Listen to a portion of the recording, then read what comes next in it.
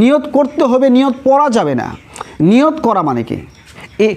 ইন্নামাল আমালু বিন্নিয়াত, মানে প্রত্যেকটা কাজ নির্ভরশীল হয় নিয়তের উপর। সুতরাং নিয়ত করতে হবে। বুখারী 1 নম্বর ভলিউম 1 নম্বর খণ্ড 1 নম্বর হাদিস নম্বর 1, ওখানে আছে ইন্নামাল আমালু বিন্নিয়াত, মানে নিয়তের উপর সব কিছু কাজ নির্ভরশীল হয়।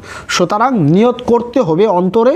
আপনি রাত্রে ভাত খাইলেন, সাহেরির ভাত খাইলেন, আর আপনি মনে মনে ধারণ করলেন, মনে মনে লালন করলেন যে আমি তো সিয়ামেরই ভাত খাইলাম, আলহামদুলিল্লাহ, এটাই নিয়ত, একেই বলা হয় নিয়ত করা। কিন্তু আপনি মুখে নিয়ত পড়বেন, নাওয়াইতুন আসম্মা গাদামি মিন শাহরি রমাজান আল মুবারাকে ফারদুল্লাকা, এইটা শরীয়তে এলাও নেই। বা আজকের দিনে আপনি রোজা আছেন, এই মর্মে আপনি নিয়ত করছেন, বাস এটাই আপনার নিয়ত। মনে যে ইচ্ছা আছে এটাই কি? মুখে আলাদা উচ্চারণ করাটা এটা নিয়ত নয়। নিয়তের প্রকাশ, নিয়তের কথা আবার মুখে বলে দিতে হবে। সকল ইবাদতে সকল আমলে এরকম কোনো কথা হাদিসে আসে নাই। অতএব নিয়ত করা ফরজ, নিয়ত বলাটা কিনা ফরজ না। রমজান মাসে রোজা রাখার জন্য নিয়ত জরুরি। নিয়তটার মানে কি? আপনার মনে ইচ্ছা আছে যে আমি ভোর রাত্রে উঠবো, সারি খাবো, কালকে রোজা রাখবো, বাস এই যে মনে ইচ্ছা আছে এটাই নিয়ত আছে, বাস হয়ে গেছে।